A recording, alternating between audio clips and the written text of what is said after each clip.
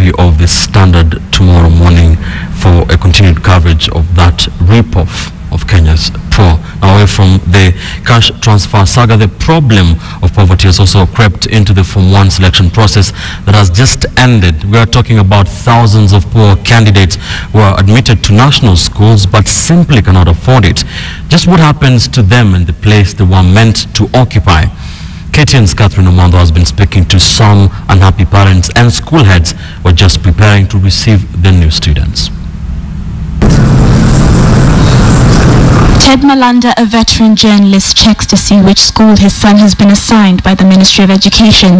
The boy scored 420 marks in the 2013 Kenya Certificate of Primary Education examinations. His school of choice was Alliance Boys High School. Captain is a good school. It's good pedigree. Ted is a representation of hundreds of parents who opt to take their children to private primary schools because of the lack within Kenya's public school system. Many parents have no choice but to take kids to private schools. In areas like Nairobi, for instance, in Nairobi, for example, I live in Rongai. Rongai has no single public school. So parents are forced to take their children to, the private schools. It's expensive, and they can't afford it most of the time. He's happy his son's name is on one of these envelopes addressed to each of the hundreds of candidates of last year's examination. Ted's son falls under the 25% of candidates from private primary schools who got places in national schools. The other 75% will come from public primary schools. However, I think the bone of contention comes when you look at the government criteria for distribution, where they say that merit also counts. Merit counts, issues of equity count, issues of national integrity counts. So when you look at merit, we know that the people who acquire higher marks at the end of KCPE are often from private schools.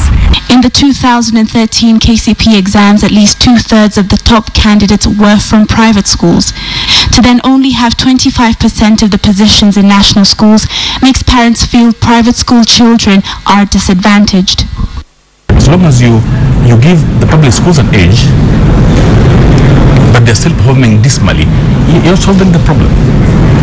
So they should, I think it should be based on merits. Children work hard, they're taught at par, and the best kids gets rewarded. Because every parent of high-performing candidates is determined to get their children into the best schools despite the quota system, desperation will drive some as far as buying Form 1 placement of another child. I don't know about buying, but all that I know is that they are able to get their way to the schools they really want their daughters or their sons to be. When envelopes are sent out to the candidates, they are told to report to school by the first week of February. Veronica Waweru says that if they fail to show up and their positions are not filled by then, there should be steps taken by the headmaster. According to my experience, wale wanakuja shule yetu Mugoini girls na hawana school fees or wako na hiyo shida ya kuraise school fees. Sana sana sisi tunawachukua. We have school-based bursaries na tunawasaidia. Some headmasters are not as meticulous as Veronica Waweru.